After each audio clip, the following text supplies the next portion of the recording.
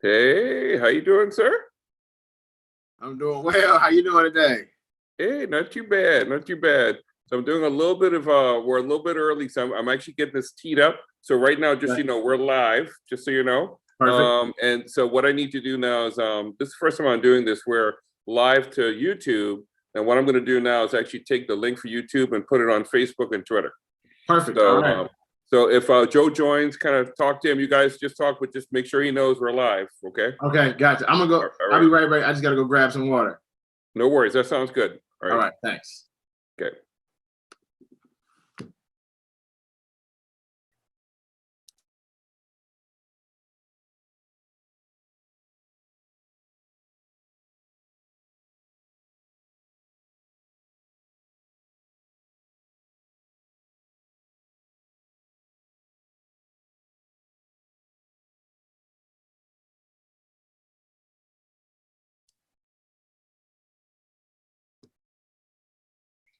Hey, Joe. Hello, Kevin. Can you hear me? Yep, I sure can. I sure can. So we're going to start in about 2 minutes. So I'm just doing a little bit of Herb is actually on. He went to get some water. I'm going to I'm going to post a link to Facebook and Twitter, and then we'll get started right at 6 o'clock. Okay. Perfect. I'm going to turn on one more light now that I can see myself on camera. Doesn't look so good. Let me get another light on it. No, you look perfect, man. You look good. All right, I'll be right back. Okay. Thank you, Kevin.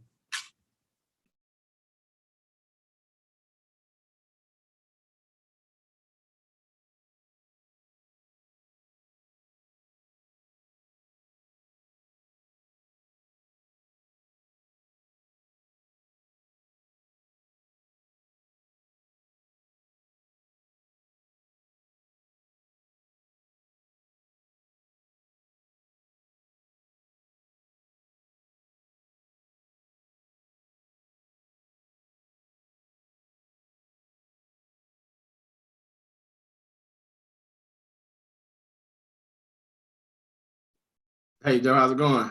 Good, Herb. How's it going? Good. Good to see you. I know Kevin said we're officially live here. Oh, good. Okay. Glad to be.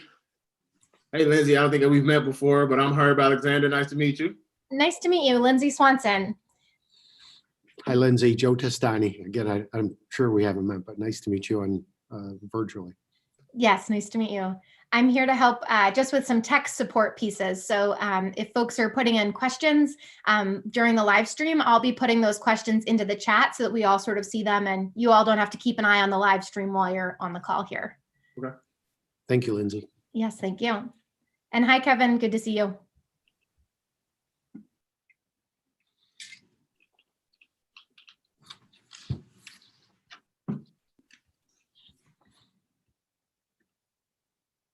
I love the suit too, Joe. That's nice. Gotta get dressed up, Herb. I like it. That's good. Like you said, represent. I got my Roberts tie on. Yeah, I love that. See, I had to go put the Roberts I like it. quarter zip on from the School of Business.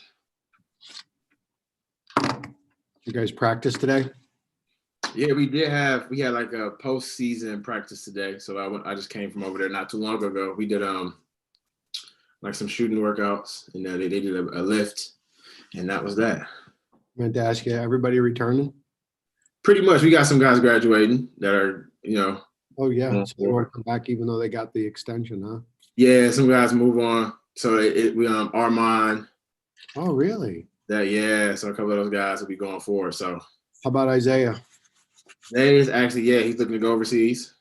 So Oh, he's gonna go play overseas? he got a ton of interest just because he had such a great year. Wow. So, he was our number one recruit. So we wanted him back, but I understand. Wow. Yeah. Where's he going? So he hasn't decided, but he's got looks Okay. probably over in Turkey and Germany and some other places. So Boy, it's nice to have multiple choices. Good for him. yeah, he got some good things. So What a good. it's tough, but I'm happy for him though. Yeah.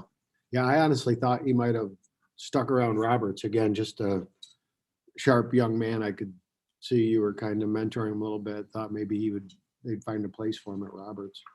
I was trying my hardest. I called his dad, everybody. I was trying. All right, well, Where's Isaiah from? he's from right in the area. He actually went to Darn, that's too bad. yeah, he went to Churchville. Church, Yeah. yeah, okay. Yeah, so he's from there. And he was here for a while. I mean, this is his 5th year, so I get it, Oh, is it? Yeah, so it's 5th year, so I understand it. Yeah. So Huh. it's all good. But we would have loved. We'll have to follow him. That's cool. I'll tell Sammy. Sammy loved watching those guys play. He had some good players. Oh yeah, is he gonna be back soon? He's at SU and they get out early, May, like we do. Gotcha.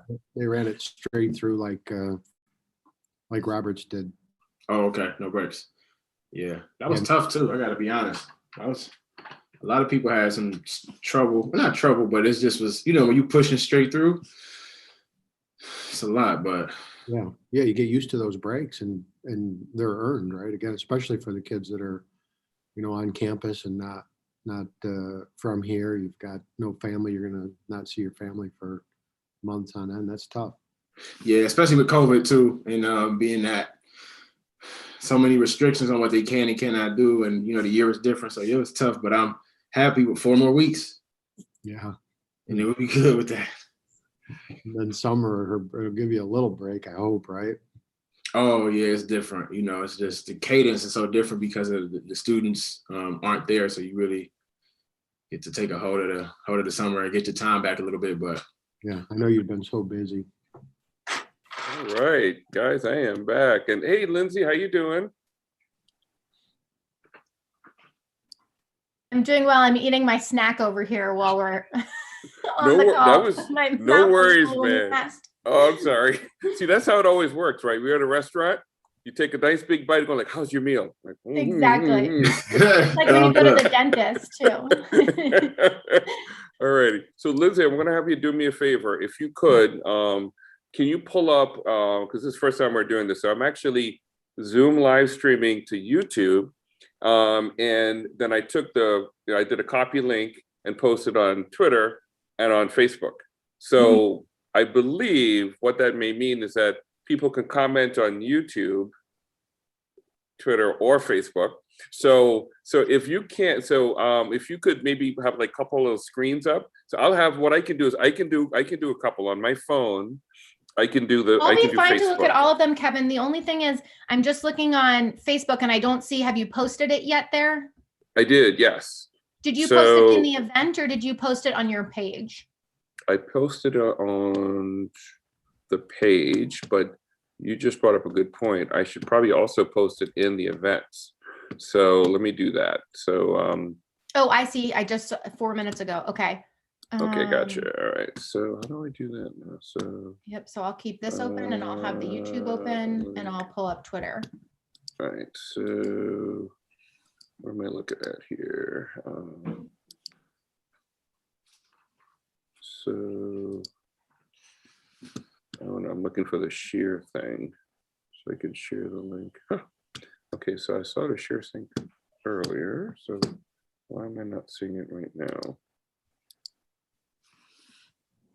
And I need like a dual monitor. I think that would be so much fun. I just have the one monitor, and so it's a little bit more of a. So Twitter looks like it's okay. All right, so this is. I gotta see be it so- working on, it's working, it's streaming directly to Twitter and we're streaming on YouTube. It looks like on Facebook, you need to click on the link to get to YouTube. It's not streaming directly onto your Facebook page. Okay, gotcha. So let me do this. Since I click Facebook, bingo. Okay, gotcha. All right, so join us.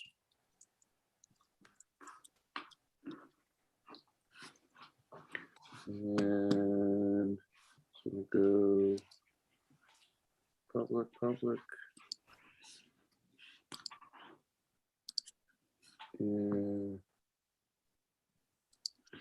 And that should do this. All right, so it looks like it's posting it now. And what's interesting though is that I wonder if, all right, I'm gonna do copy.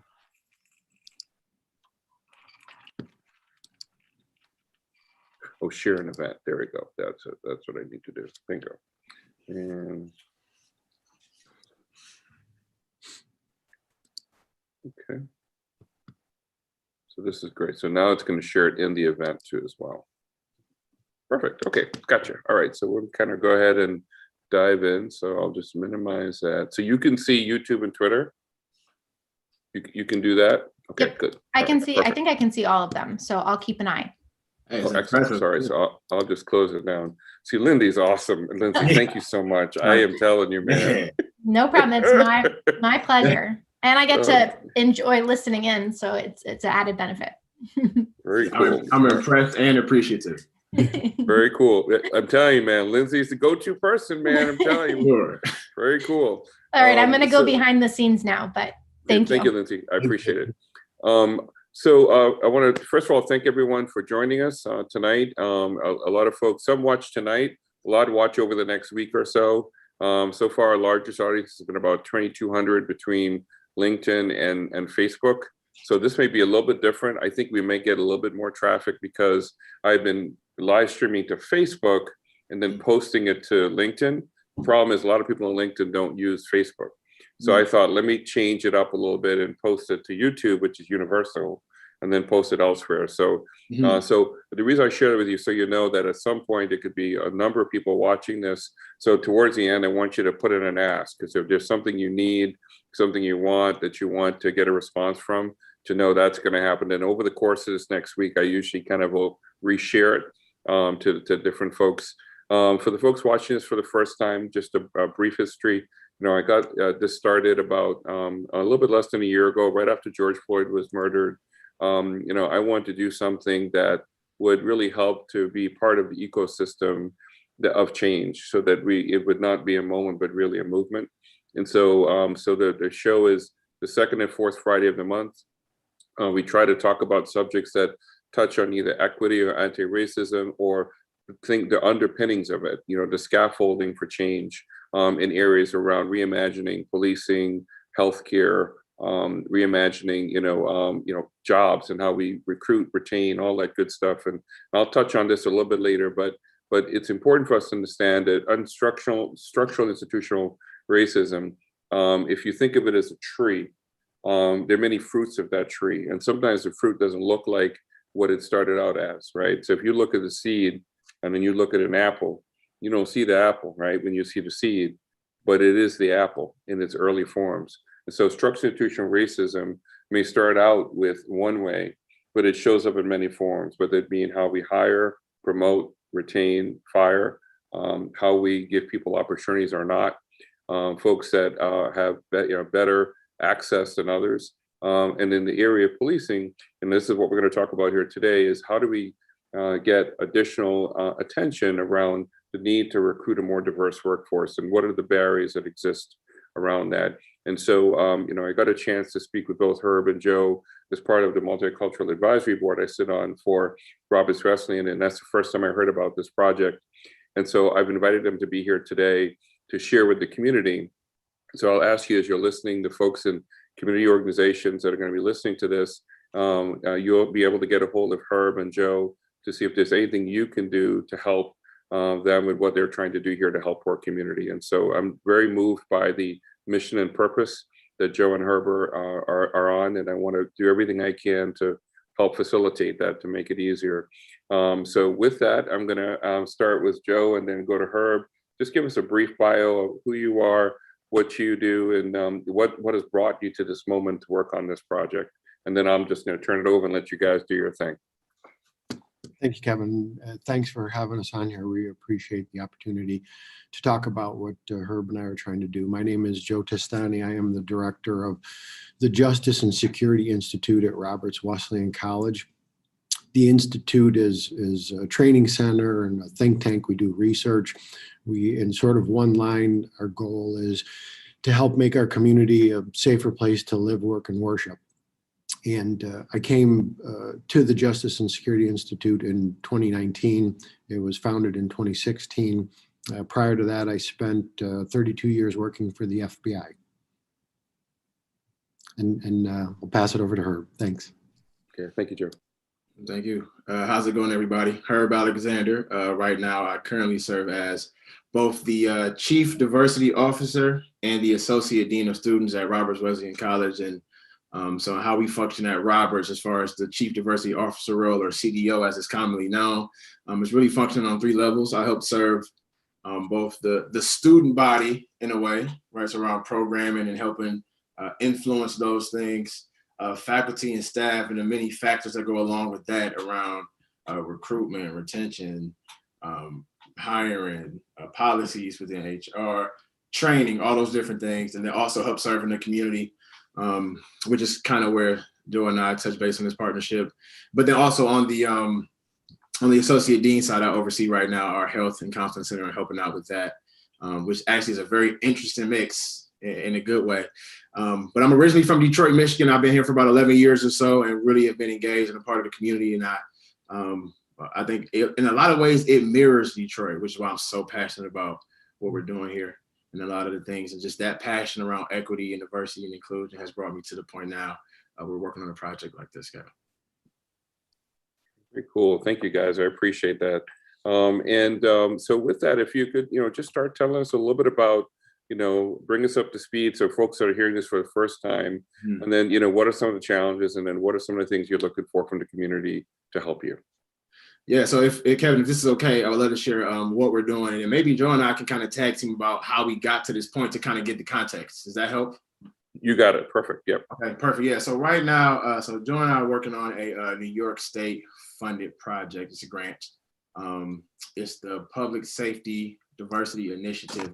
And the spirit behind that project is really how can we get the community, when I say the community, really the Black community, right? Our community, how can we get what is the perception on policing and law enforcement, right? And the thought behind that is there are many people who are passionate about that, but many times there's people who speak in a very positive way, right? It's a good thing in some ways, but they speak for the community. So it might be an elected official, it might be a community organizer, it might be an activist, it might be our board of educators that speak for what the community wants. And so this project is saying, how can we almost cut out the middleman and get directly to the community and get the community's voice on what is the perception on policing in an unbiased way, right? Not looking at assuming it's negative or positive, even though I have my own personal opinions in that, right?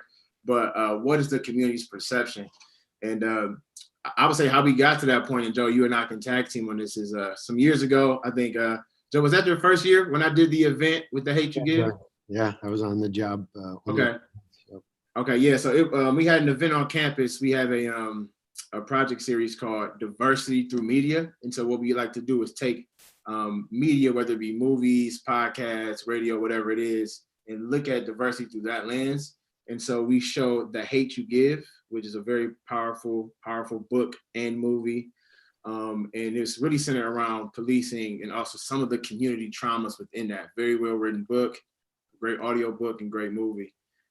After that, Joe, and this is the first time him and I he came down and said, hey, I love this. I love the facilitation of the conversation because we had a conversation after.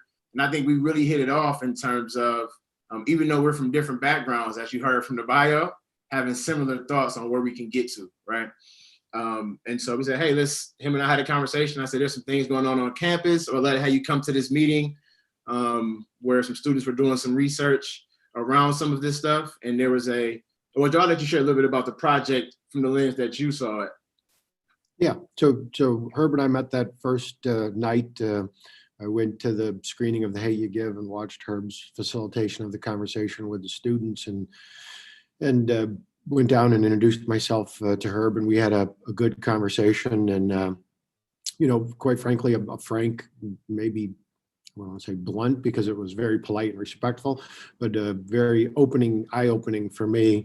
As I said to Herb before, it's tough having spent 32 years in law enforcement and then hear someone say that it's a systemically racist organization. You dedicated your life to it and made a lot of sacrifices, and you don't want to think that you made those sacrifices on behalf of a racist organization or a racist cause, right? But Herb and I had that conversation. I had it in a nice, polite, respectful way I came away from it with my eyes opened and no hurt feelings. And if two people from, separated by our experiences this different can have that conversation. I think anybody can, right, or should be able to.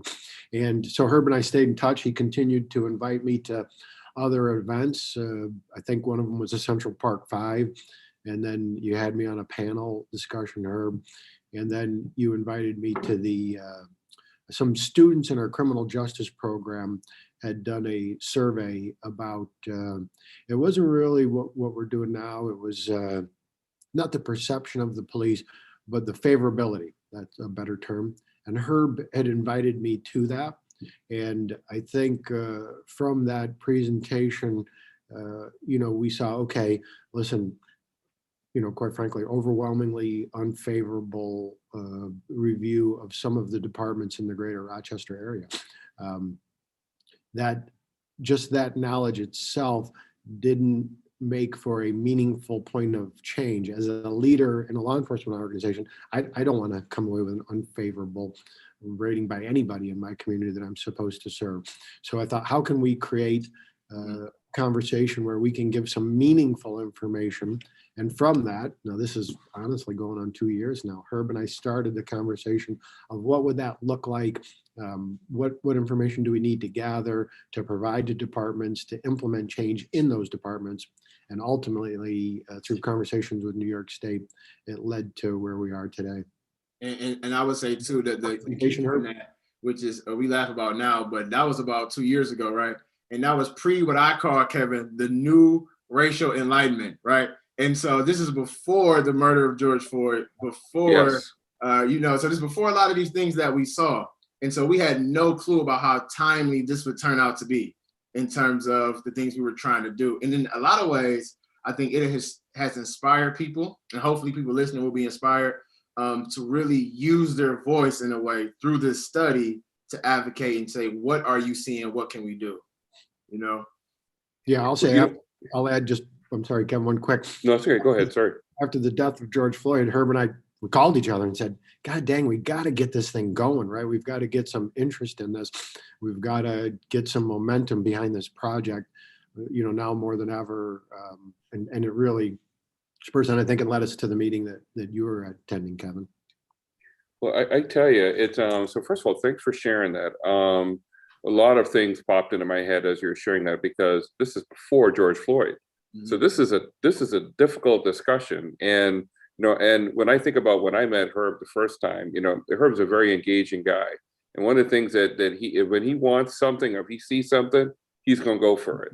And, we wouldn't be friends today if he hadn't sort of reached out to me at a U of R event that he went to with his kids, his students, excuse me. And he came up and says, hey, would you mind coming to talk to us after this, session we're in or something like that. And so he's probably one of the best communicators around getting points across, even difficult ones that I know. And so I can just imagine that conversation. Here it is, someone who's been with the law enforcement for as long as you have, to hear that. So one question I would love to ask you is that this could be helpful to people watching, is because I think like whatever you were feeling when you said, my goodness, I've dedicated my whole life and and to be a part of a racist organization. Now, how do I resolve that, right? How do I sort of, I may not feel that way, but I'm part of an organization that was. How do I kind of resolve that sort of difference? Because to me, because you were able to push past that, you guys end up not only developing a great friendship, but you're now working on a project that's going to get at the root cause of the problem. So for anybody watching this today that is in law enforcement, that's at that intersection today, where they're probably feeling very defensive because of what's going on, because much of the discussion in society today, it sounds very anti-police, right? It sounds very, just the opposite of, maybe what someone is dedicating their whole life to. And I remember having a similar moment with Sheriff Baxter last year, when we ended up having a Black Lives Matter march here in Pittsford. And I reached out to him and I said, hey, Todd, listen, I met him when I was running for office 4 years ago, and sat down with him and say, tell me, why would I support you? So convince me, what are you going to do differently? And he shared, hey, I was part of the peer-to-peer program at YWCA. It changed me as a human being. and now I bring that to my policing. And so I want to make sure that I change how people view police, and to not be afraid to be, to feel more of a protection. And that was my first interaction with him. I'm having breakfast with him at the Village Bakery in Pittsford. So I reached out to him and said, listen, I'd like you to come and join me for this march. I said, this is not a anti-police, it's a pro-humanity march. And I really want to make sure that if you were to come, you don't have to come dressed in your uniform, just come as a human being, bring your family, and we'll walk hand in hand together. And he came. Now we expected 60 people, we ended with over 600. So it surprised all of us, but we ended up essentially having this wonderful discussion as a community here in Pittsford that says, we want to be able to figure out how do we bring humanity back into the picture. But a lot of people don't even get to that point because they get, probably taken aback by just what's going on. So what advice would you give to people in law enforcement to say, how do you divorce yourself from the need for change to bring humanity back in the picture, but to not feel like this is a personal attack? So I guess I'd say, Kevin, that our primary function is to protect and serve, right? And we emphasize the protect and maybe forget the serve aspect of it. Mm-hmm. And so, this was a twofold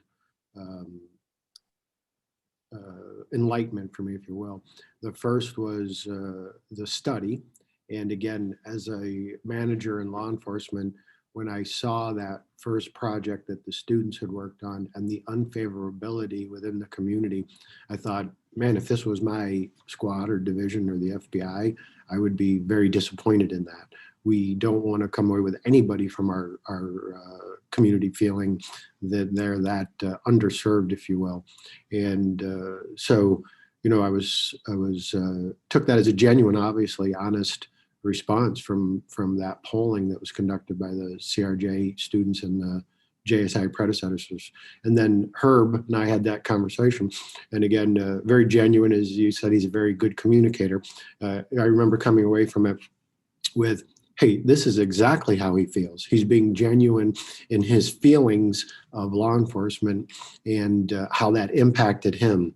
And we as law enforcement have to understand that if I'm going to go into that community, if I'm to serve Herb, then I need to understand, how he feels and accept that and then change from that, right? I want to come away from that experience later on with Herb saying, hey, those guys came into my town or my neighborhood or my home and man, thank you, right? Not, whoa, don't come in here, I don't trust you. So how do we get there?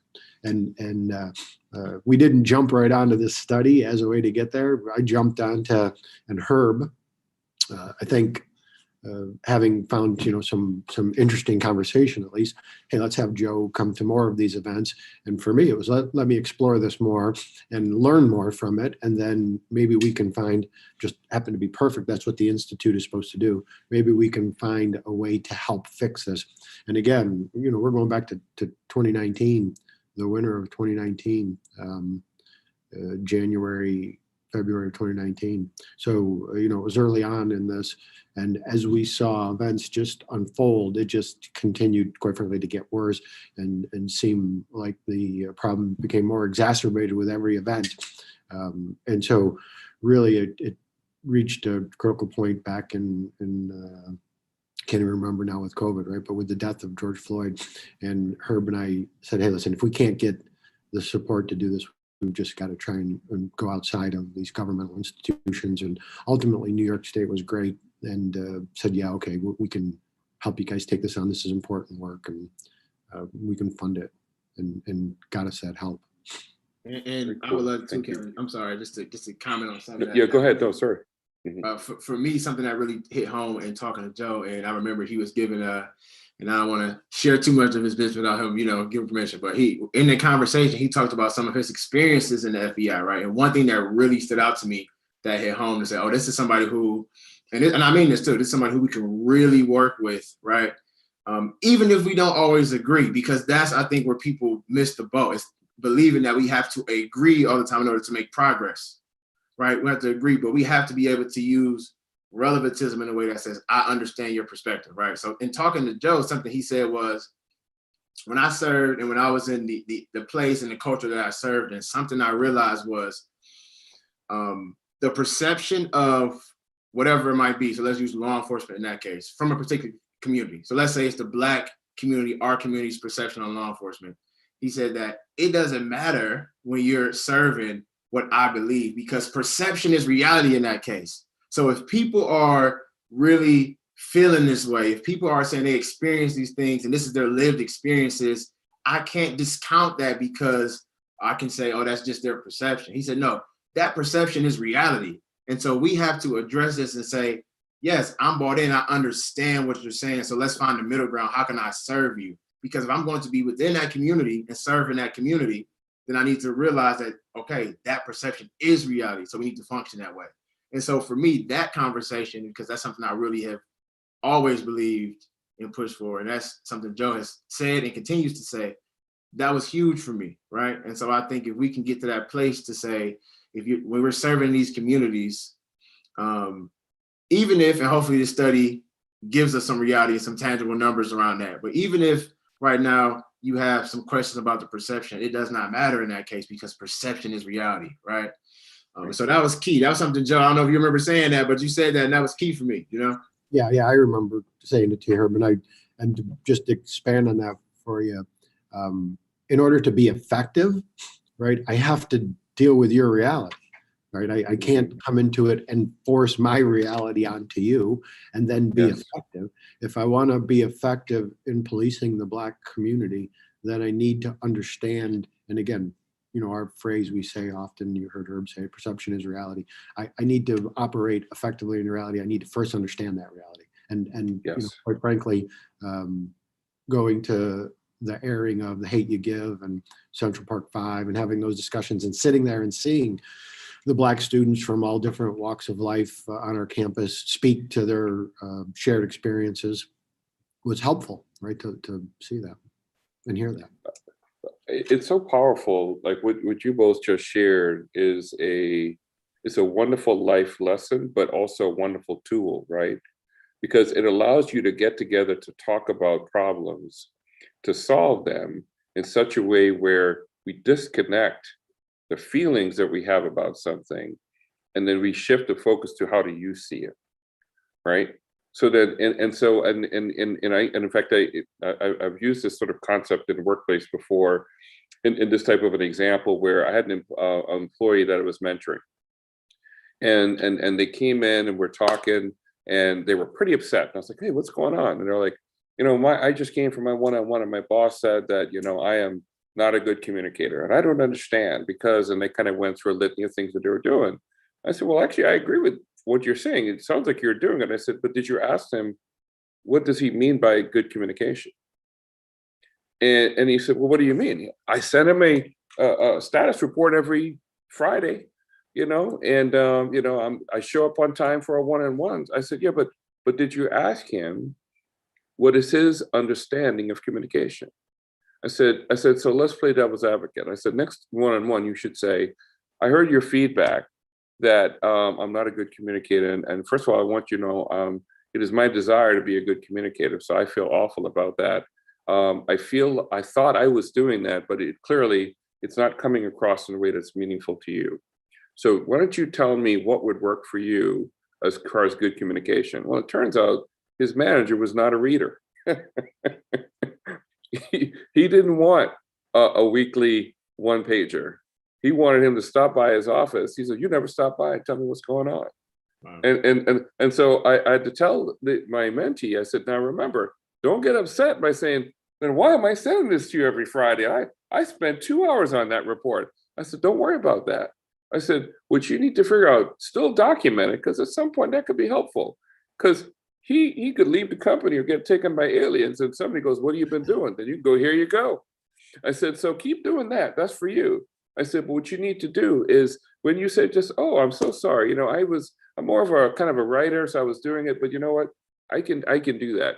Then you book some time on your calendar, not on his, where you know he's there, and you just stop by and say, hey, how you doing? I'd like to give you a little update on what's going on. 100% different. And it was because the reality for his manager was so different than what he was thinking. And so there was that disconnect. So you went from being, really upset to where, oh my gosh, that's actually less work, but it was more effective. So I just love what you guys just shared, because what it's suggested, and I think for law enforcement, this is going to be the big challenge, is to say, how do we think about the fact that all of our best intentions in doing the right thing and protecting and serving, no matter how good we think it is, if the customer, the community that you're protecting and serving doesn't feel that, see that, experience that, then you could be doing things that really aren't helping at all, right? And at the end of the day, you become sort of connected to that effort in such a way that you feel like, hey, I'm putting my life on the line for you every day. What do you mean I don't care about you? Yeah. And then the community is saying, yeah, but when you come to the community, I don't really feel comfortable because of, fill in the blank. And so understanding what that fill in the blank is that we train so much on authority and capturing the moment and taking control of the situation, which training will do. But we forget about the fact from a human perspective, you have to fix that first, right? You got to deal with the humanity of the person first. That even, people that commit crimes or do something wrong, there's reasons behind that, where it could be drug addiction, it could be mental health issues, it could be, PTSD, it could be a broad variety of things. And, that when my child makes a mistake, I love them anyway, even though I might give them a consequence, but they never lose their humanity, no matter what they do, right? And so it's the same thing with humans that so when I see the news sometimes when somebody makes a mistake, they immediately say, well, they deserve it. And I'm like, no, not really, actually. They're human. That could be your brother, your sister. You want to maintain their humanity. Does that make sense? Yeah, no, that makes a ton of sense too. And Joe, I'm sorry to cut you off. I just wanted to piggyback on a point that Kevin said. And it's also too, when we think about that's what we're trying to get at with the study too. And something that was moving for me and that I was passionate about was this. I think something that I was doing, I think a lot of us do, is something I wanted to do was take the assumption, and that's the goal of the study. How can we take the assumption out of the fact that law enforcement may be looking at the perception of the Black community, right? Hearing that perception and then ignoring it and doing something else, right? Even if I personally feel that way, what I thought the study would do is say, hey, we can get the unfiltered response of the community, right? Unfiltered response. And we can then, and unbiased, because we worked with somebody, Jason in the JSI, who made the survey, and we really worked hard at it. And we got input for some great people over at MCC and Vertus and UPrep, and I don't want to miss anybody, but they helped us really shape this idea. And then we really did a good job of making it unbiased. But now when we get those results back, right, no one can say we don't know, right? No one can say we don't know. Now we have clear directly from the community, because I truly believe, and Joe and I have been seeing this, there are some folks who would say in law enforcement, oh, and Joe, correct me if I'm wrong using the term, but they might say, I really think maybe this is overhyped and the community really wants us in there. They love us there, right? And so, what'd you say, Joe? We've heard that when Exactly. we're out to talk about it. Yeah. And so we're saying, how can we get through that? And now we have a data-driven voice to the community that says, here's the fact, right? Here's the evidence. Now, what are we going to do with it? Now it's a choice to decide, how do we move forward? And I want to believe that, and we'll see, that when people see this, if it is in fact a negative response, because I don't want to assume, even though I have my own opinions, right? They'll be moved to do something with the right leadership, people like yourself and people in these certain places. So yeah, I just want to touch on that point, is how can we get the assumption out of it? Now we have the true answers, then we can make decisions from that.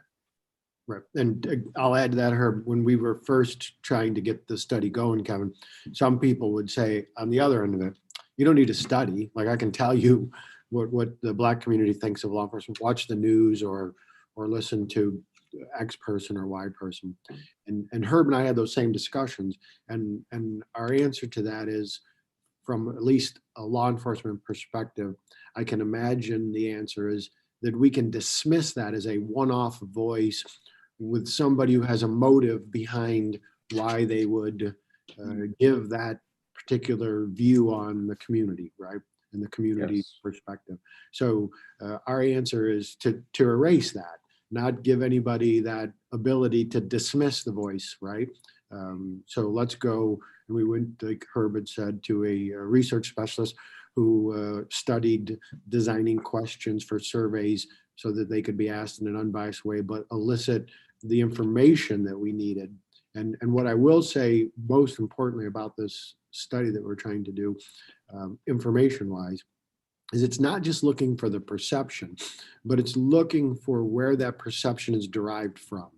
So Yes. what experiences shape the perception, and not just one level down from that even, Kevin. Not only is it what experiences did you have, but were they your experiences? Were they a friend's Right. experiences, a family member's experiences? Did you view them on the TV or social media? So we're really trying to fine tune, what's causing people to come away with either a favorable or unfavorable, keeping it open.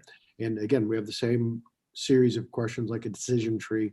If you come up with favorable responses, what were they and where were they derived from? And then take that data back and hopefully be able to make some recommendations, both from the data itself, meaning here's what we see collectively from the community, and then from the anecdotal evidence, because we've asked for some examples, and hopefully we'll get those, some examples, some feedback on the survey that we can use as anecdotal evidence to try and, again, help go back to the departments and implement change.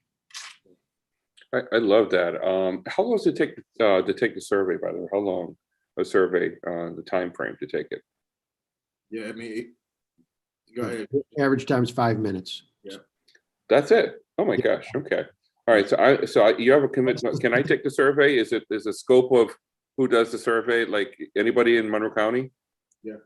Okay, good. In So, the greater Rochester area, and let me tell you, not only would we let you take the survey, Kevin, we would encourage you, and hope to, COVID has thrown us a big curveball, and we have a hard time getting the word out. We've had a hard time getting our survey sample out to people, and of course schools aren't in. Herb and I had hoped to go in and do what we're doing here, right? Have a conversation in the schools and in the community colleges, generate the interest, show that what we're trying to do is some altruistic motives behind it, and then get them to take the survey. And I think we would have had certainly a lot more responses than we're getting by trying to send it out via email, which is a struggle, to be quite frank.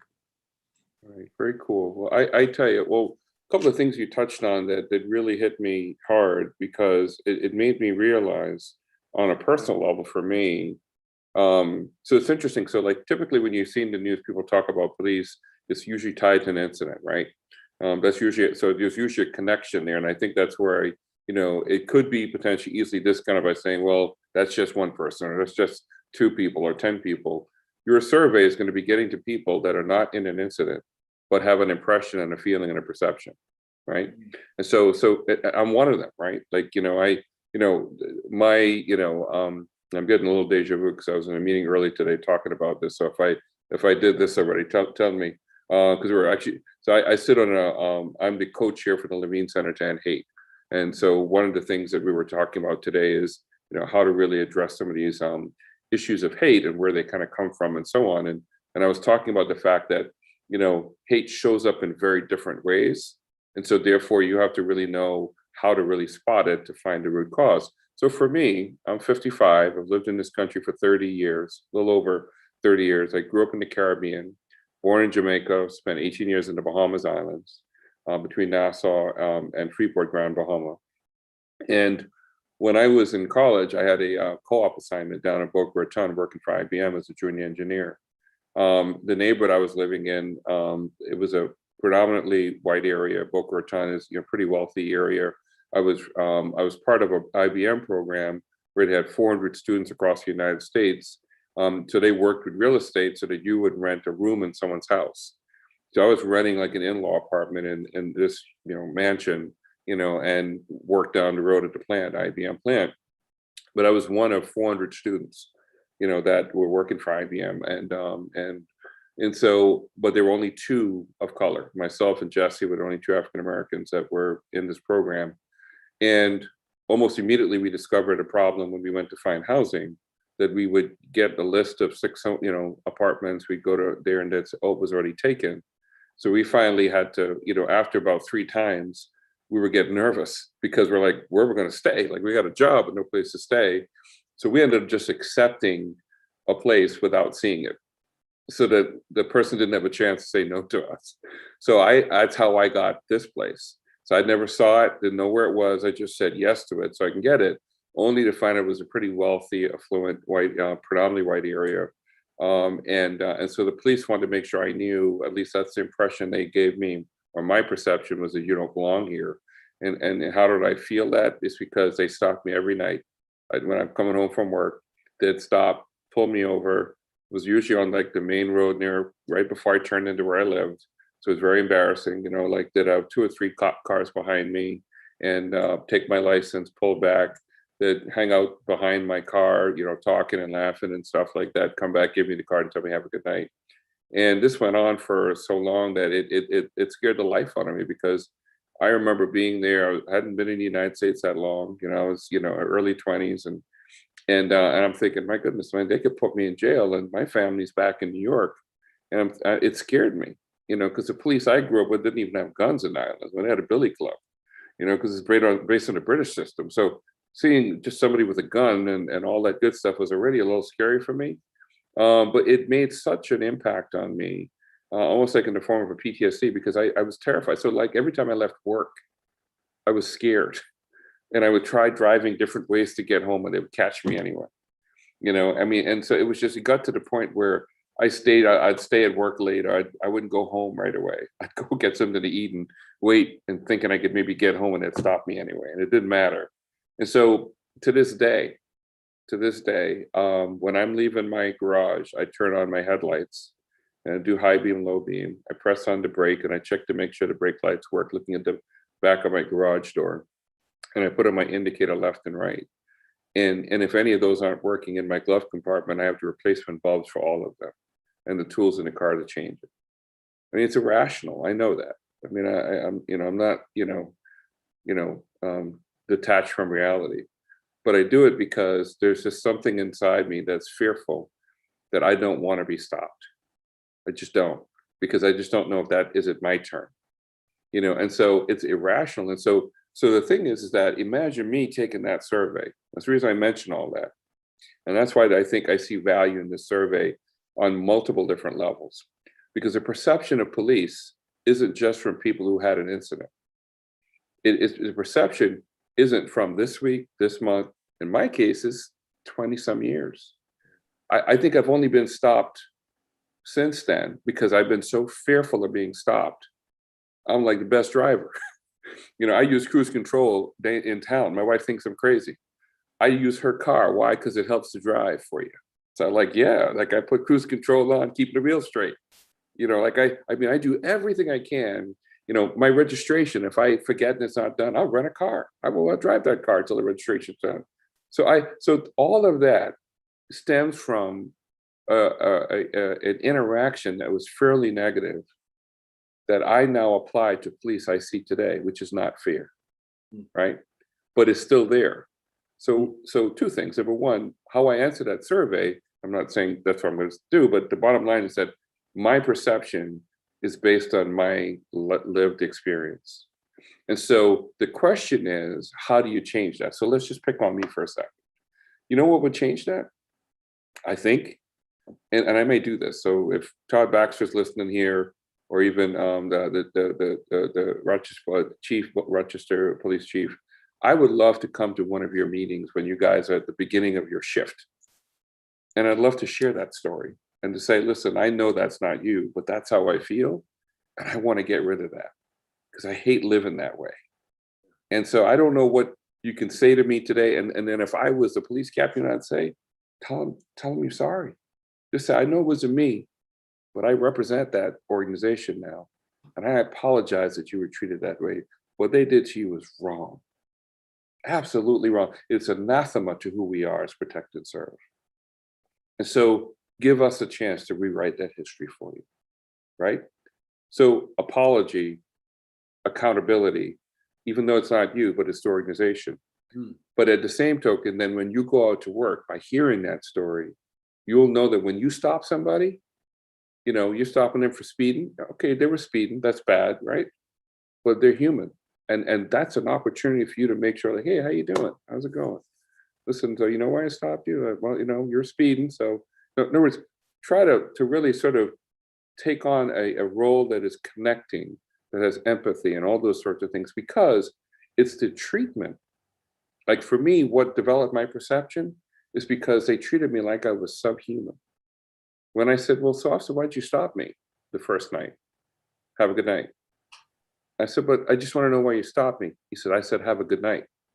Like, don't piss me off. I'm like, all righty. Second night, third night, after the fourth night, I didn't say a word. I just sat there in terror and gave him my license, waited for him to come back. Oh, thank God, I get to go home. Right? And so I think that a survey like this will get people to think about, why do I have this negative perception? And oh, by the way, how did it happen?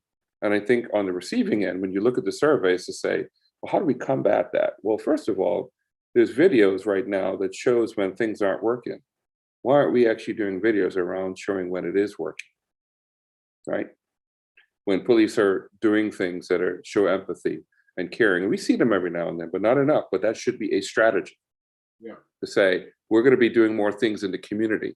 So therefore, in fact, and I have to admit, I got a little bit of this from the Ithaca. The mayor of Ithaca is looking at reimagining their whole police structure. They actually passed a bill that's going to happen. And they have these 3 stovepipes of, when they took a look at all of their crime, they said, only 3% of their crime is violent. So they need a police force for that. But the rest of it has to do with everything else. So they're going to actually have like 3 different tiers of public safety. And then one of them is like people that don't even carry a gun, just coming to address issues. So they got that approved. It's going to take them 2 or 3 years to put it in place. I'm going to actually bring him to the show, by the way. I put a request in already to say, I'd like you to come and talk about, because he has this program that is pretty amazing. It's kind of young. I mean, he became a mayor at 22. He's young. He's only probably late 20s, but he's very innovative and creative. And he put together a 50-person task force. And what they discovered is they used data and said, we're, our entire work, police staff is based on people with guns and badges, which only 3% of our crime is actually needs that. So he decided to say, well, they took a look at the crime and discovered much of it was not crime. It was, related to poverty, drug addiction, mental health issues. And so they now are sort of coming up with different job descriptions. And so now some police are going like, hey, I really would prefer to do that. And so they're going to essentially take on different roles and to create that kind of change. And what it would do is that it would change a little bit of how people see policing, where every time you see a police, you don't think there's a problem.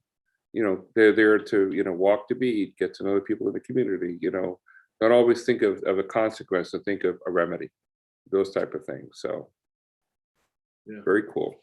No, that's good. And I almost, I think something you said earlier in the beginning is something I would really love to get out of the survey, is to capture some of those moments, right? Like the things that you experienced 20 years ago.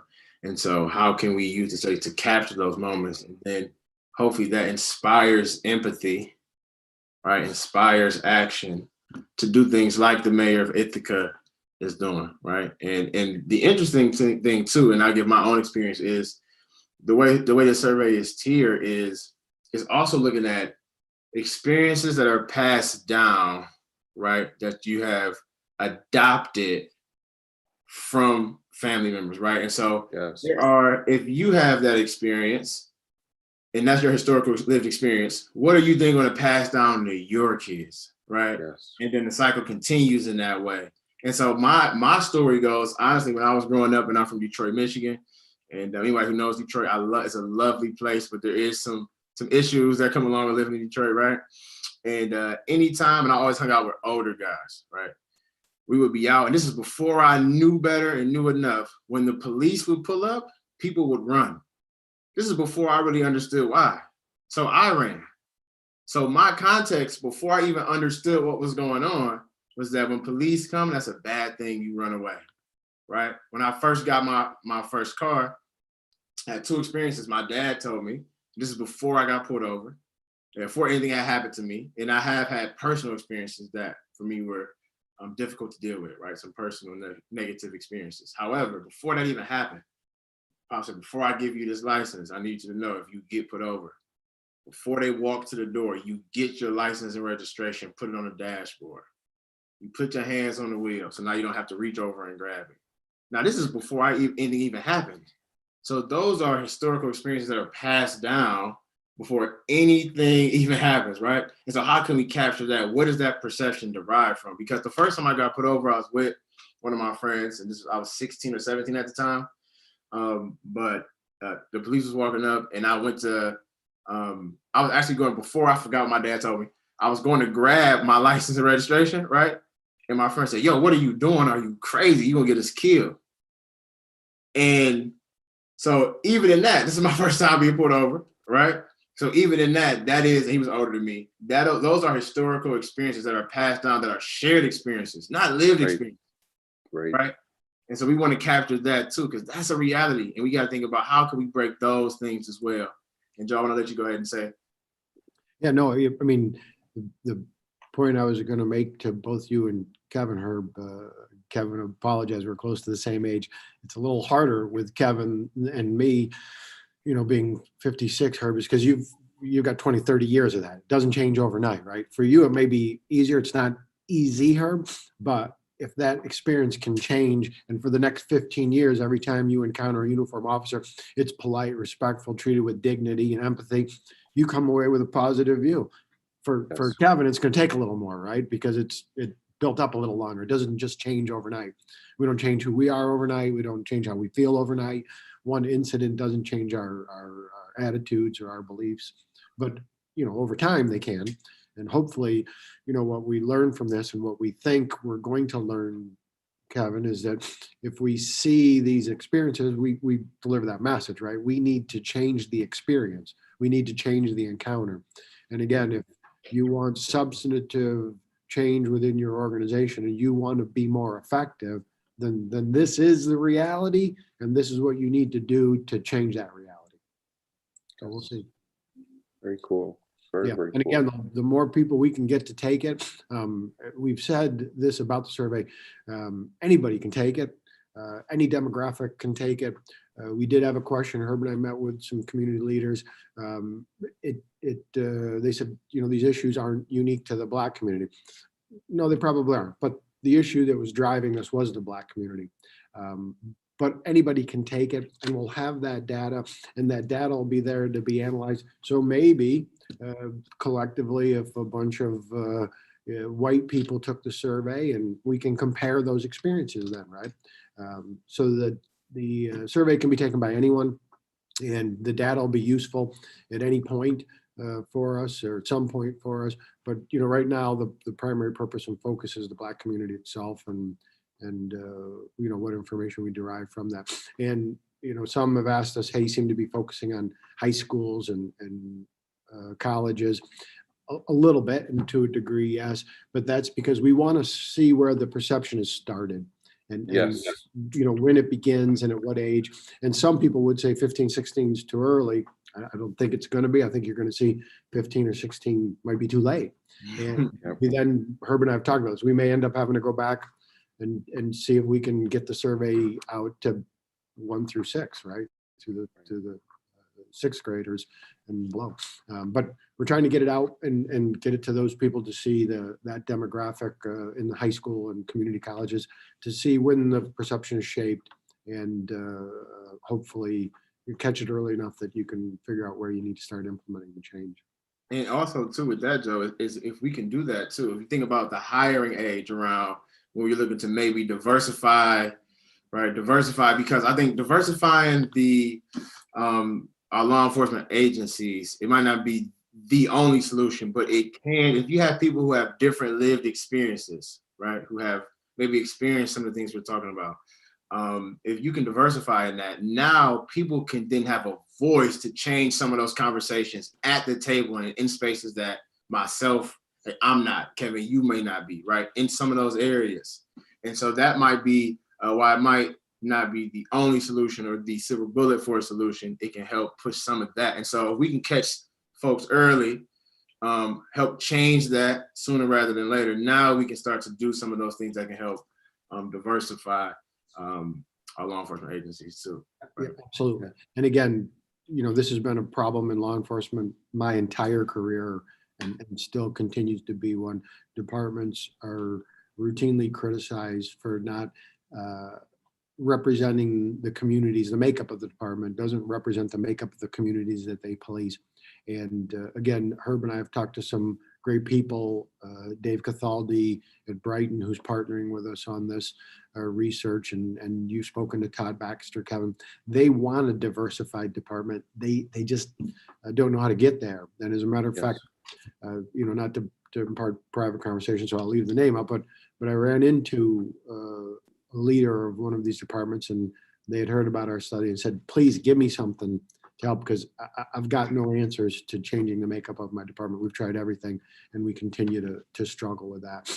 So hopefully, these ideas or lessons learned can be presented to help the departments overcome whatever is causing them to not be able to diversify the ranks of the people who police the communities that we live in.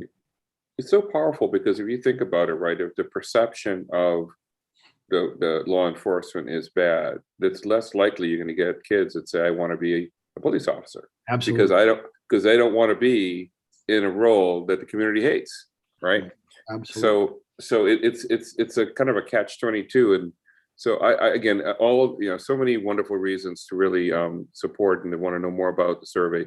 So tell me a little bit around, how do we get to the survey? What's the best way to get to it? And what are some of the things that you'd like to have the community do? So I'll start with one, and then Herb jump in. So first off, you can find the survey on the website at Roberts Wesleyan College. And Herb will tell you it's actually on Herb's website for the Office of Diversity and Equity.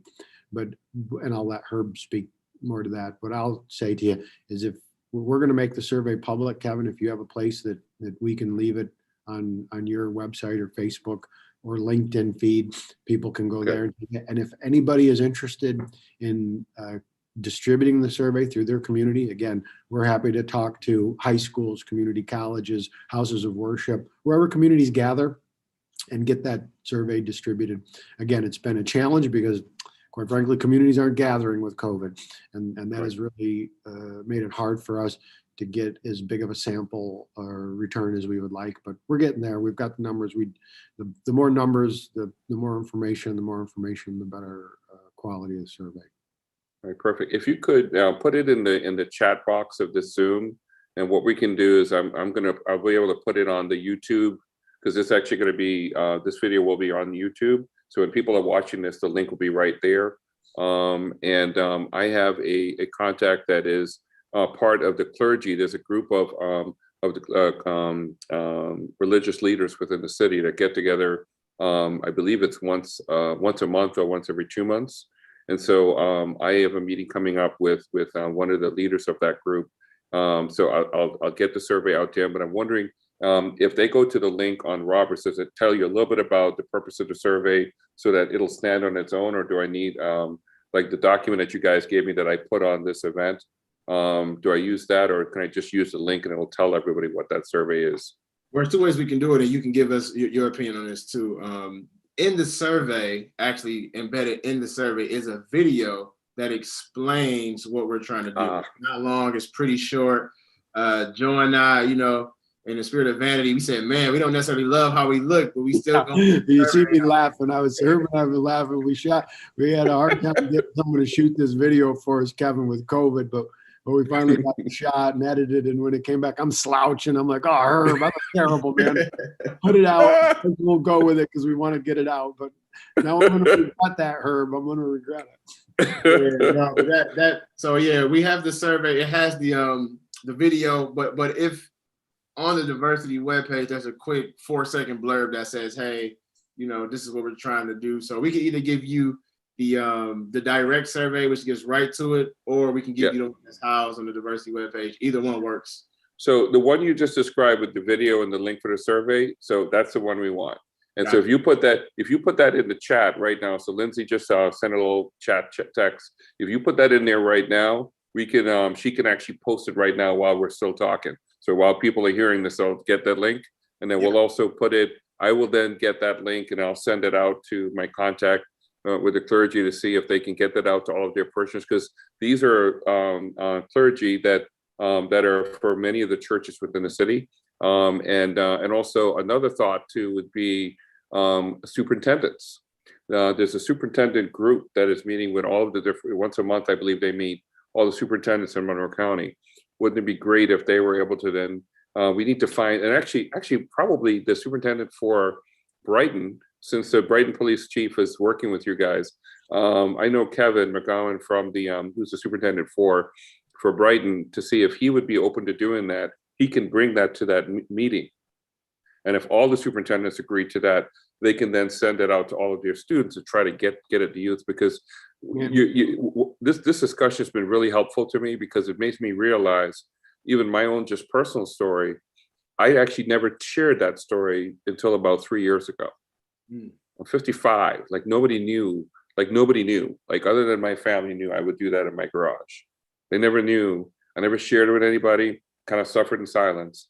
And if I had shared that earlier, I mean, the thoughts I have around what to do, I could have done earlier, then I would have saved myself years of like having a perception that could have been addressed with some remedy. And so I love what you're saying is if you get to the kids early to say, oh my gosh, they already have that perception. What do we start doing? You know, we need to be able to have some connection with law enforcement, with the schools that are positive, you know, doing things in the community, you know, and, you know, is it okay to have police that don't have guns on them? You don't need to have a gun if 90% of the things that you're doing. So then you see that more connection, you know, and so, you know, it's, and again, it's probably a myriad of different things, right? Because to me, the problem's not simple. So it's going to need an asymmetrical solution, right? Which may mean a little bit of maybe videos that are positive, doing things in the community, you know, looking at, you know, how do we get away from where we're using law enforcement for many, many problems that really are more social problems that need a different remedy.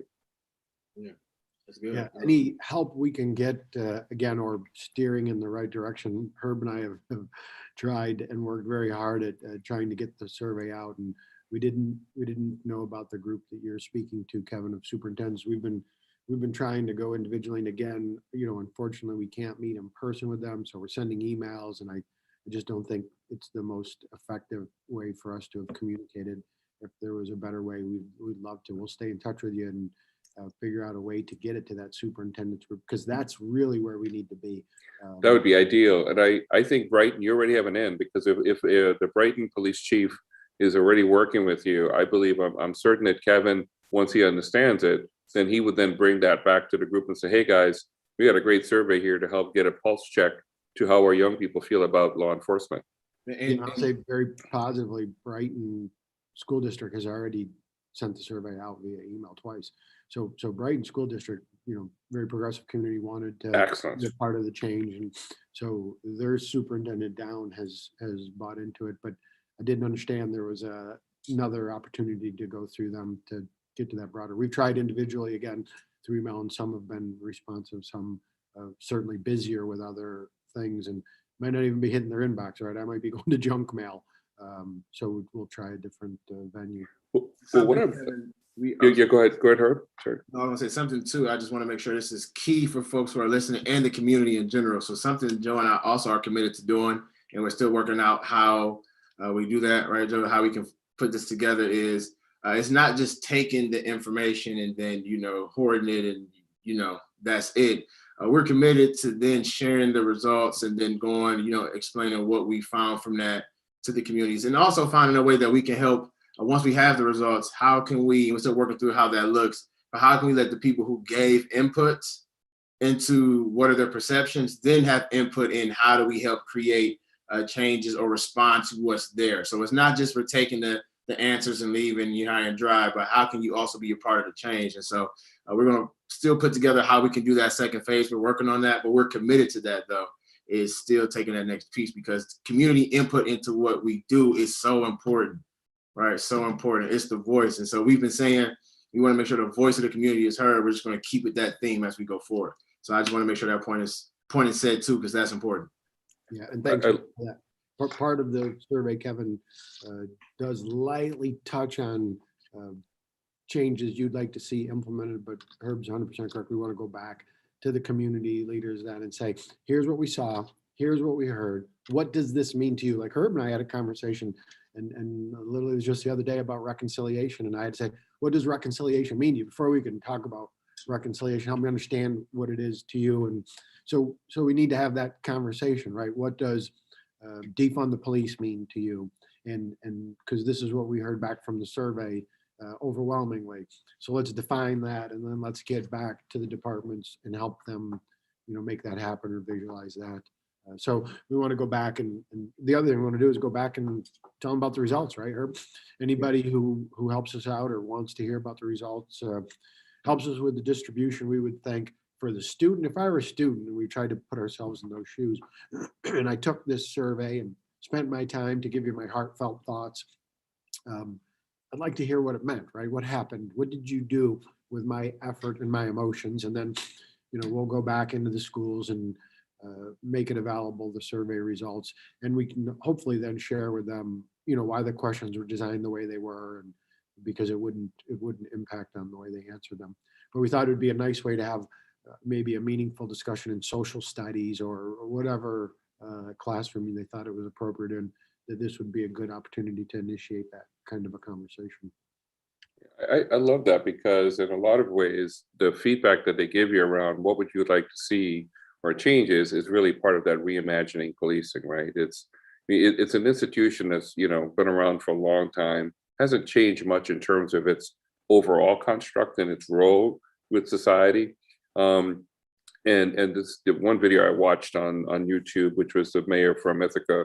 I mean, just the way he described it in terms of how he sees the future, what does success look like? It was a totally different organizational design. It was kind of like a, reinventing the wheel, sort of, but it was a totally different wheel. It was saying, when we took a look at what they did is they studied all of their crime reports. They studied all of the different things that happened, and they said, there were categories. There was mental health, and there was addiction. There was PTSD related type concerns. There was poverty type concerns. So therefore, it showed up as crime on the front end, but behind it was poverty and desperation. And then there was this other small category, violent stuff that was happening. It was less than 3. It was about 3%, I guess, of all of the stuff. And so here it is. We have one model for serving all of those different needs. So then they came up with, okay, well, if we had a need around, and in fact, to use a term, instead of defund the police, is funding the community, right? It's shifting the funding from one model. And it doesn't necessarily mean, one question was like, do they all lose their jobs? No, it's just different jobs. There are going to be folks that are focusing on, and they'll get other training specific to dealing with addiction, dealing with mental health, dealing with crime related. So therefore, when you go to the scene, the person stole a candy bar, you don't put them in jail. Hey, do you have CHIP? Do you have WIC? Let's get you to a case manager who can help you to sign up for the services to get you food stamps and those type of things. So the remedy is different. It's not throw the book at the person. It's to say, what are your needs? What's going on? And say, oh my gosh, this person doesn't know that they qualify for CHIP, or they're not feeling well. It's like, well, do you have Medicaid? No. Well, so it's a totally different sort of way to sort of deal with the problems. And it's kind of, it's interesting because in the business world, it's the same thing you would do, right? You don't solve a problem till you sort of like dissect the problem, and then you come up with a solution. But we've never thought about that with policing, because it was kind of like one of those staples, right? It's this way, it's always been this way. And why would you change it? There's crime and there's police. But what we really haven't done a lot of work with is, well, what is the crime? And oh, by the way, do we really need to have this model? And then how do you then change that perception that because now you have to be able to get folks to see police differently. And so anyway, I'm fascinated. I think this could be really cool stuff. Hey, sign me up. Yeah, as you said, you'll have him on the show. Listen, I'd love to come sit in on that one. So when you figure out the date. Oh yeah, I put the request in. I put the request in. I said, hey, I don't know if you don't know me from Adam, but I just found out about you, and I just finished. Well, I mean, that's the last video I watched when I went to bed last night. I was going like, this guy's like a visionary. Like he just like dropped. I mean, he's a young guy. Had a really tough, upbringing, and was homeless at one point. Really brilliant. Got his degree, ran for office while he was still in school, and won. One of the youngest mayors in the country. Wow. And then he's now gone on to where he's, in fact, he won, I think, right during the Depression, like 2008 or so, sometimes around there. And so now he's looking at, he took the call from Como and said, okay, well, let's reimagine, put together a 50-person task force and had different groupings. And they came back with saying, well, before we talk about, defunding or anything, let's just study, like, what are they doing? Like, how are they serving the community? Like, what's the service? Like, what's the need? And so now they're coming up with a different service around how to do it. So pretty innovative. I mean, they have had him on CNN, and I mean, I never even heard about this guy. This just happened. When I was setting this up, somebody reached out to me and said, man, there's a new model in this Ithaca. Like, I was like, Ithaca, what do you mean? I was like, yeah, this mayor of Ithaca is like coming. He's actually got it approved. It's passed. They passed the bill. It's going to take them 2 years or 3 to get there, so I think when I think of surveys like what you guys are going to be getting, it's going to be that sort of nuggets of information around, now that you have that perception, as they start thinking about what to do with the police force, that could be a really good marriage of that data. Yeah. Now, there's a comment, and I guess this comment's on YouTube, I think, for what Lindsay says here. A comment on live stream says, is it possible to recruit from HBCUs to try to get more diversity or veteran centers for policing? And it sounds like, I'm assuming you guys are probably trying that, right, in law enforcement, but you're having a hard time in getting people to actually pursue it. Is that fair? Yeah, absolutely. Yeah. Across the spectrum, just for some reason, the interest with the community of color is not there in applying, just taking that first step. And again, our hope is, as Herbert said, why is that? Do you devalue the job? Is there, Herbert, we talked about this and it surprised me. Is there that peer pressure not to, then, Herb, when we were orchestrating the questions, said, hey, Joe, we need to figure out family pressure, peer pressure, because even though you may want to give to your community, this is not a way to do it, because you lose that respect from your friends and your peers. I was shocked to hear that, right? Okay. Yep. So, we've just got to try and, again, find the answers to this. And the answer is first to see why that exists. What is the problem that is the hindrance? Then you can come up with it. And give them your basketball coach analogy. Which one is that? The going to sometimes I love it because I had 3 boys. They played. Oh yeah, man. I say, a lot of the times you're in the game, and as a coach, because I coach basketball too at Roberts Wesleyan, and you're in the game, you're thinking, man, what should we do, right? And sometimes the best answer comes from the people in the game, right? Right. The players in the game. And so when you look at the surveys, that is what that is. The people who are there, who are in the game, right? Those are the people we need to hear from.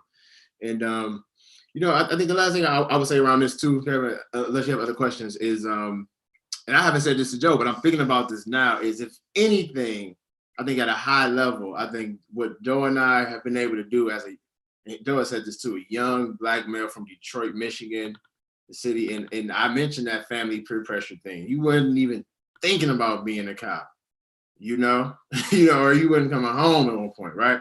And so, but the way we've been able to interact from 2 completely different backgrounds, 2 different industries, if we can then come and find a way that says, how can we progress forward and hear one another and practice some of that, really that discourse in a way that practices civility, there's humility, there's patience, right? But there's also challenge, right? Challenge and pushing on things in a productive way.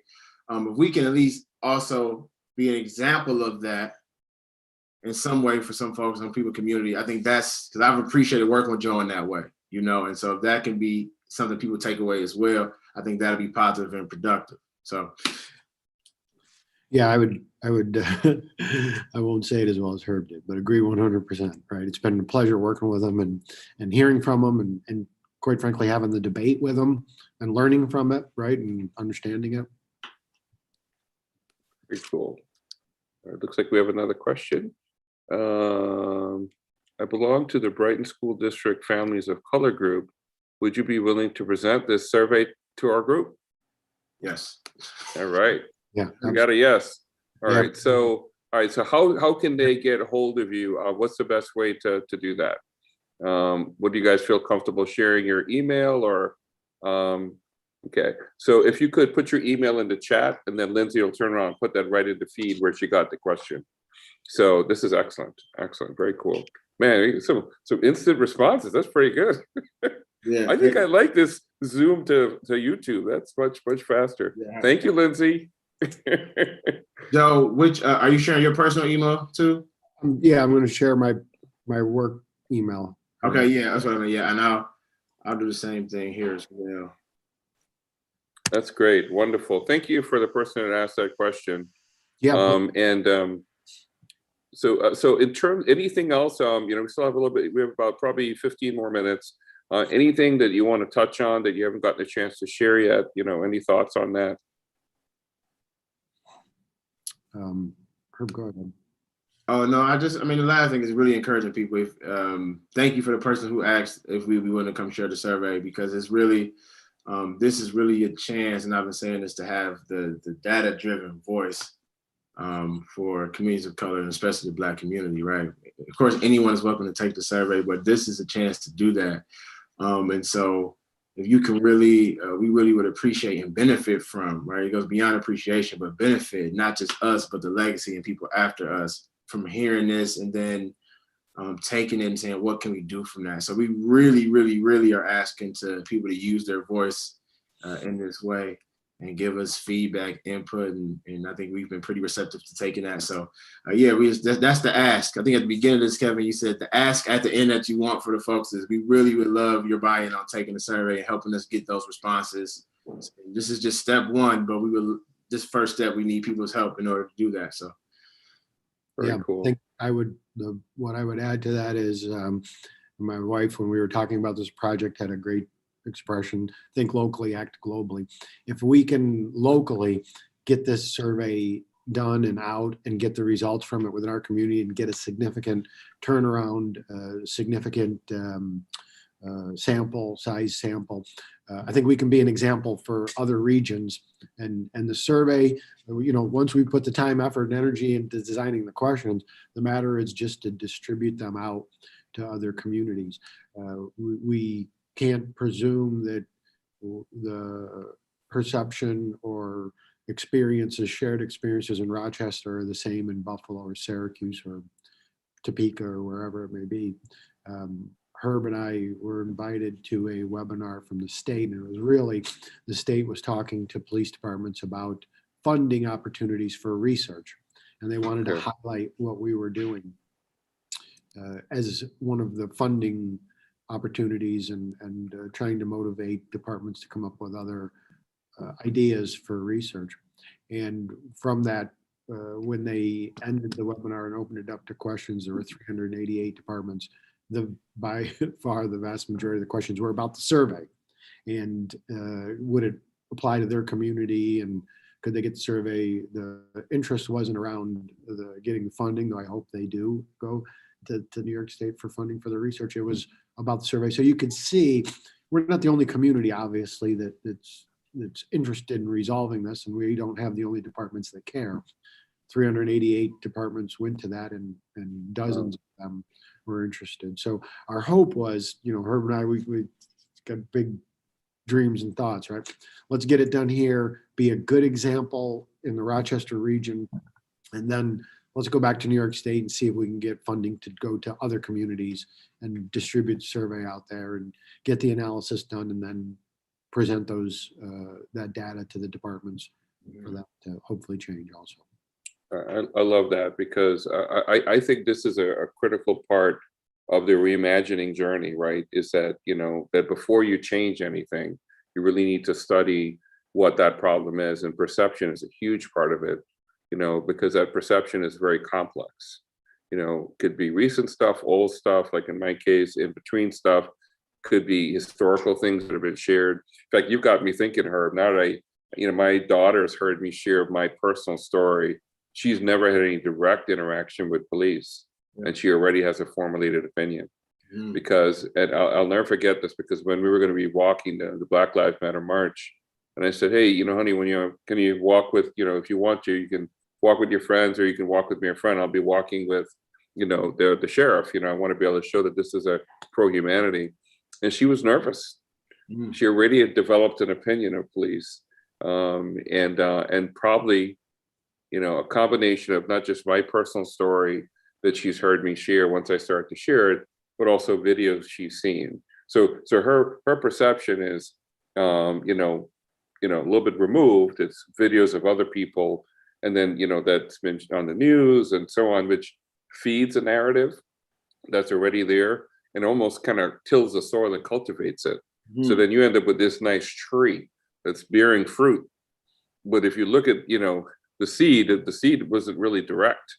You know, the seed didn't come from their direct experience. It came from somebody else's or video. But boy, that fruit looks awfully good, like it's real, you know. And so, you know, so the remedy for that is totally different, right? Like for me, I have to do some personal work around my trauma associated with that, because I hate living like this. It bothers the heck out of me, because I know rationally it doesn't make sense, but it makes me feel safer.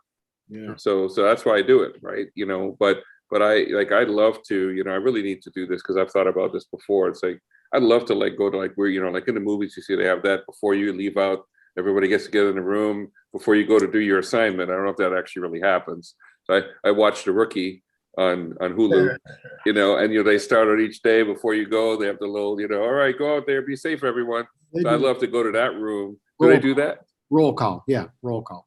Yes. They do that. So They I'd have- love to go to roll call and, you know, just share because here's what I think it would do. Not only would help me to sort of like bare my soul, and really just get some kind of feedback. Hopefully it won't be like, yeah, man, you're a bad guy, move along. My hope is it'll be a good thing. Like, Right, you know, but my hope is what it would do is it would give them all a sense of saying, oh my gosh, how many times have I stopped somebody and never thought about how they would feel? You know, that I'm focused on, you know, the task at hand and not thinking about the human behind that wheel and how they're going to feel, and that how important, and give you, this is a really powerful data point, but it's one data point. So it was helpful to me. And ironically, this is ironic, actually, I can't believe this. I was going to give a speech in Ithaca at the Corporative Extension. And I decided my wife was off. She's like, oh, let me come with you. Because usually I just go and do these speeches myself. So she and I are driving. And if you've ever driven to Ithaca, there's the speed changes. 25, 35, 40. You know, it's almost like somebody designed it that says we can get 5 or 6 tickets out of this design, and the same person twice, maybe even. And so I, you know, we're driving, and you know, I'm big on cruise control. So I was on cruise control, but the problem is I missed when it went from 45 to 35. So this is like, oh my gosh, I think 2 years ago, maybe 2 years ago. Yeah, it was 2 years ago. That's right, because part of why they wanted me to come down to speak was that, you know, people are getting more into politics. They want to say, you know, first African-American, you know, council member in Pittsford, hey, you know, he's like a black unicorn, like that, like that shouldn't have happened. So they wanted to have me come and sprinkle a little bit of my magic on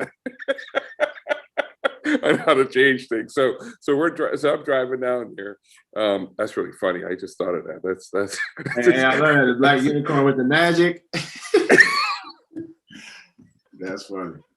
If he can do it, we can do it. So anyway, so I'm driving, and my wife and I are talking, and all of a sudden, Joe and Herb, I see the lights.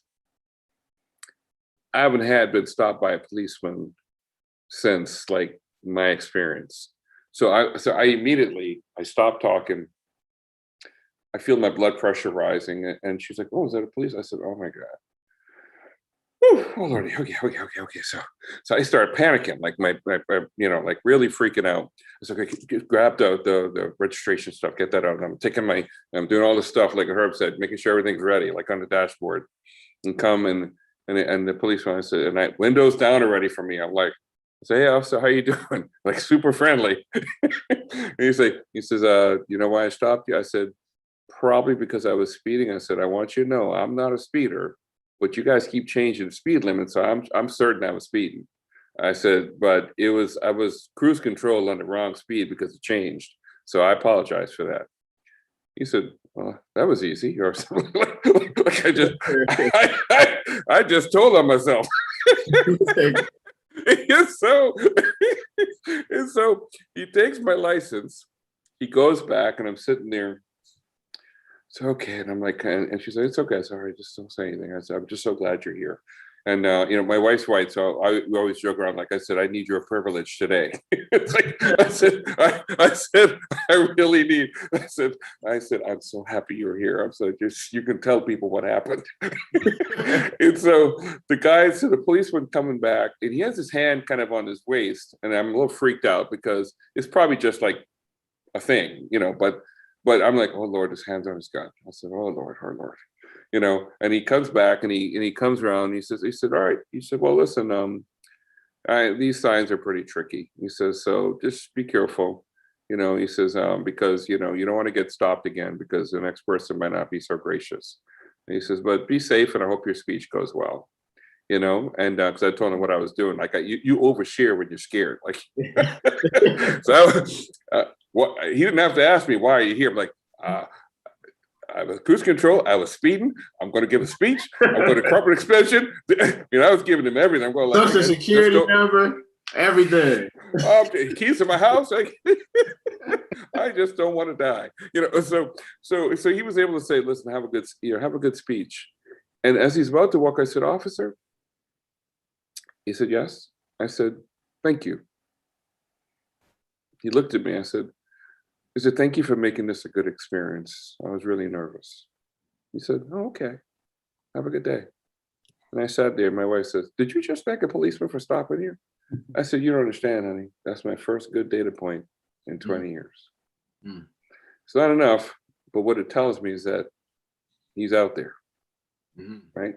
So powerful stuff. But anyway, we got 2 minutes to spare. I want to thank you both. This has been wonderful. I admire the work that you're doing.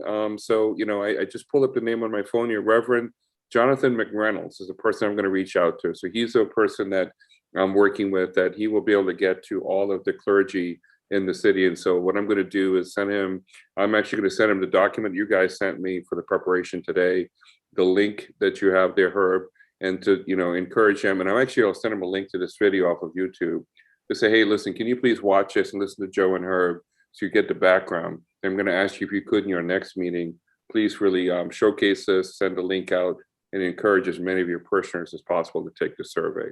I'll do the same thing with Kevin, the superintendent. He's actually on my steering committee. So as I mentioned, I'm the co-chair for the steering committee to End Hate as part of the Levine Center, Jan Hate, which is part of the Jewish Federation of Greater Rochester. And so I'm pretty sure he's actually on mine because he's a number of meetings I'm in. He's in there. I'll ask you if he could really, first of all, same thing, send him the link, the video, so he can see this background here. And to say, if you could, your students have already taken it because it sounds like they have. I'm going to ask you, my ask to him is, can you please take that to the next superintendent meeting for Monroe County? And please, demonstrate, you're doing it, to say, in order to get the value of the survey, can you please have all of your peers do it? And one thing they can do to give them an incentive, they could put this under their anti-racism and equity actions, right? Because this is really about equity and anti-racism and all of the things that mean. And so this could be one of their actions that they can take associated with that. So. Yeah, thank you, Kevin. Hey, thanks for having us. Yeah. Appreciative of you putting us on the show and caring and helping us make the connections. And I'm going to steal some of Herb's thunder because I'm sure he's going to say it. But when we get the results back, we'd love to come back on. Absolutely. You got an invitation already. In fact, anytime, not just on this project, anything that you're doing, to me, anything that's going to further equity and anti-racism in Monroe County, I want to do that. And so this is really the community platform. I'm just here to help move things along a little bit. It's a little bit of group therapy for me because it helps me to kind of, when we have our tough weeks in this business, when you're dealing with equity and anti-racism, it's a pretty heavy weight. And so to me, this gives me a chance to sort of have group therapy that's free. Yeah, no, same here. Thank you, Kevin. This is great. And thank you to everybody who tuned in and asked questions and commented. We really appreciate that. Thank you to Lindsay. Lindsay. Let's give a round of applause for Lindsay. We appreciate that. So, yeah, Lindsay, I appreciate you, man. Thank you. Thank you. Thank you so much. So now, was this good then, doing it on YouTube? Was that okay? So does that mean when people were commenting, it only went to YouTube? Oh, okay, gotcha. Okay, gotcha. Alrighty, because I think so they have to click on the link on Facebook and Twitter, then it brings them to YouTube. So I like that. So then so all comments in one place. Okay, that's what we'll do going forward. So, all right, well, listen. My kids, I was on YouTube. I know, I'm telling you. Well, listen, thank you so much. I really appreciate it, guys. Enjoy your weekend. And hey, Herb, when is your next podcast? I can't wait because I like it. The one you sent me. Oh yes, the next the next episode will be next Friday, and it's called the Young Black and Figuring It Out podcast. It's actually available on Apple, Spotify, any platform, and it'll be next Friday around the verdict or around the George Floyd case. But you can watch a ton of different episodes that we already have up. Thank you for bringing it up. Appreciate it. Absolutely. I want to get you some press out there. In fact, if you can put that link in the chat, in the chat before I end it, and then Lindsay can put that on the comment section too. And also in answer to one of your earlier questions, yes, next Friday, depending upon the time, I can for the show, whenever you need me on. So I think that was the next one, right? Yeah. So. All right, very cool. All right, thank you guys, really appreciate it. I'm going to leave this open for a little bit so you can do your chat, Herb, for the podcast, and then I'll leave it open and I'll kind of close out a little bit with some final thoughts. But thank you again both for attending. I really appreciate this. Thank you for having us, Kevin. You guys all have a great weekend. Thank you for having us. I'll mute my video and my audio, and I'll throw the link in here in the chat. So appreciate that.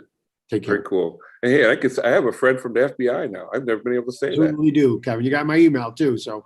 Yeah, I'm like, hey, I know Joe. Make me feel comfortable, man. Thank you. We'll get together in person with all of you. I love that. Yeah, in fact, my next shot is in about a week, and then I'm fully vaccinated. So I'm looking forward to it. I miss getting together with people, so it's I'm a people person. So this is killing me. Keep my email, please. I'd love to get together. I'm fully vaccinated, so we're good to go. Very cool. Okay, all right, thank you. Bye. All right, take care. All right, so Lindsay, I think he's going to put it in the chat, or he did already. Okay, it's amazing. He and a friend from school are oops, how are we doing? Oops, what do I think? Did I shut it down accidentally? Oh, okay, so yeah, so he and a friend from school created this podcast. It's amazing. The first episode's up there already. So. In fact, it's really cool, like music, and it's like really well produced. So it's like, it's pretty neat. All right, let me see. Let me click on, does that link work for me? Oh, the bottom one's right link. Okay, bingo. Got it. That is posted now. Awesome. All right. Well, Lindsay, thank you so much. I really appreciate it. Awesome. And I'm gonna. So I think I just do the end and then sign off. But I really appreciate this. Enjoy your weekend, and we'll talk soon. Okay. Thank you. Have a good weekend. Okay, you too. Okay. Bye-bye.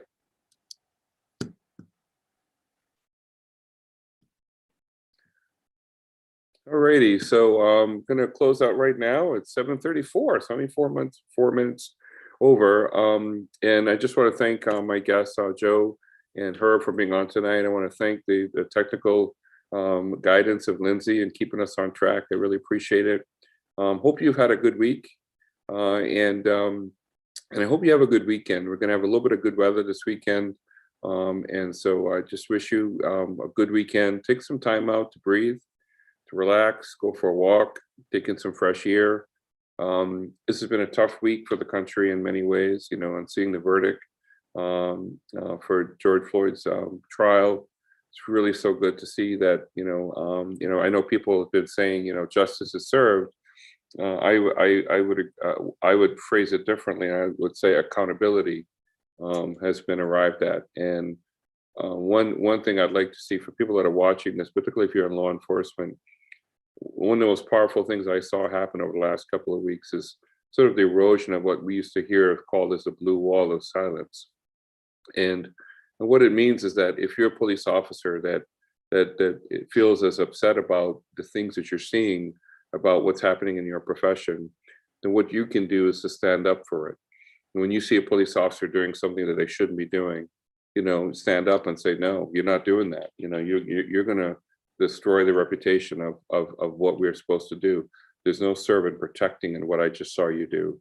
And be willing to stand up and to, make sure that, that you don't have someone that is wearing a badge that really shouldn't be and carrying a gun that shouldn't be.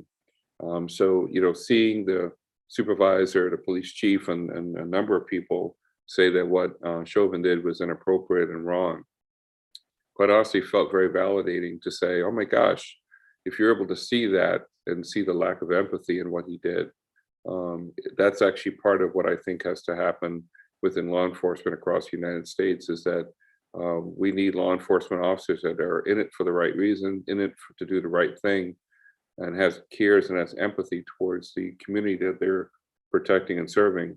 Then that empathy should show up in the form of accountability. And do not let your fellow officers get away with things that they shouldn't. Because if they do, that's actually on you, not on them. Because when people then eventually look for accountability from them, your silence actually speaks volumes. And so you then get grouped into that perception as well. So it's really important. And if I think about the example I shared early on with myself personally, that at any point in time, one of those officers, when I was living in Boca Raton, could have stopped and said to the person who kept pulling me over, "Why are you doing that? Let the kid go. Like, why are you pulling him over every night? Why are you doing that?" And they didn't. And so for me, it wasn't one rogue police officer; it was law enforcement. And so how you change that perception is all it would have taken is one police officer to come and say, "Listen, sir, I'm so sorry for what he did. I want you to know that I'm going to touch base with our boss and let him know that's inappropriate. So I apologize for what it did to you, but just want you to know I apologize. We're here to serve you and protect you, not to terrorize you or harass you or to humiliate you." That didn't happen. And so that's why it's so important for police officers to realize that if you don't stand up for what you feel in your heart is the right thing, then you can't complain when the perception includes you. And so stepping up, and I know it's hard, by the way, because I know that police officer in Buffalo did that and they ended up being fired because they considered it to be going against command. That would not happen in today's environment. In fact, there's a law that's going to be passed that's named after her because of what she did. But she went through a couple of dark years of difficulty. But I saw her being interviewed the other day, and she seemed pretty happy that she said, "I'd prefer to get fired standing up to prevent someone from being hurt or killed than to be silent and watch him be killed." And so she had made a decision in her mind that whether she got fired or not, she was not about to let one of her police officers abuse one of the residents. So I think that's the kind of intersection that you're going to be in. Hopefully that won't happen as much because I think people are more aware now that this has to change. But to the extent that you can do that, I think that would be a good way for you to protect the community, is to make sure if you see one of your colleagues not doing that, you say, "Hey, stop, don't do that. Don't abuse your power and privilege." Anyway, so with that, thank you again, and have a wonderful weekend, and